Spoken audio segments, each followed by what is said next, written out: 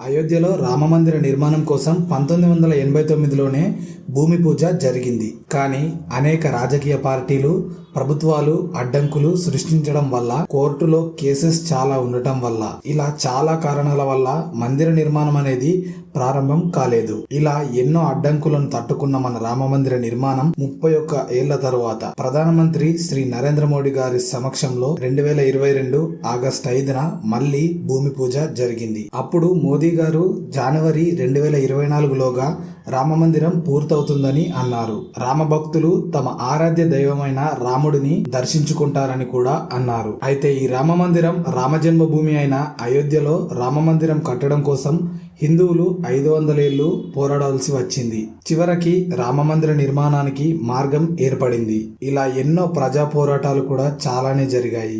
అయోధ్య రామమందిర స్థలంలో 1528-1529 మధ్యలో మొఘల్ చక్రవర్తి అయిన బాబ్రీ మసీదుని నిర్మించాడు. ఆ తర్వాత 1880లో శ్రీరామ జన్మభూమి గురించి మత హింసలు ప్రారంభమైంది. మళ్ళీ 1949లో మసీదులో రాముడి విగ్రహం దొరికింది. అలా ఆ తర్వాత మతపరమైన లొల్లిలు చాలా ఎక్కువ అయ్యాయి. 1950లో ఫైజాబాద్ సివిల్ కోర్టులో 2 పిటిషన్లు వేశారు. విగ్రహాలని తొలగించాలని ఒక కేంద్ర బోర్డు డిమాండ్ చేసింది. 1986లో మళ్లీ హిందువుల కోసం ఆ స్థలాన్ని తెరిచింది.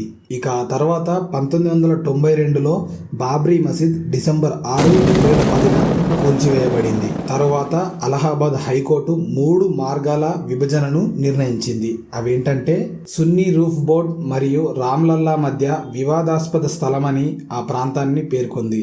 ఇలా 2011లో సుప్రీంకోర్టు అలాగే అలహాబాద్ కోర్టు 2 ఆర్డర్స్ ని పాస్ చేశాయి. మళ్ళీ 2016లో రామమందిర నిర్మాణాన్ని కోరుతూ సుబ్రహ్మణ్య స్వామి అని ఒకరు పిటిషన్ దాఖలు చేశారు. 2019లో సుప్రీంకోర్టు ఎన్నో ఏళ్ల నుండి గొడవలు, కష్టాలు, రాముడి కోసం హిందువులు వేచి చూస్తున్న ఆ గొప్ప రోజు రానే వచ్చింది. అదే అయోధ్య శ్రీరాముడి జన్మస్థలమని అంగీకరించింది.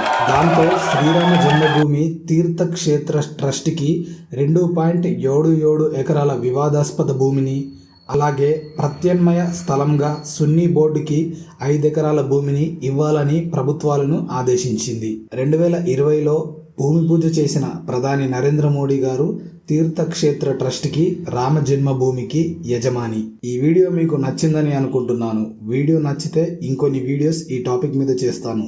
Thanks for watching.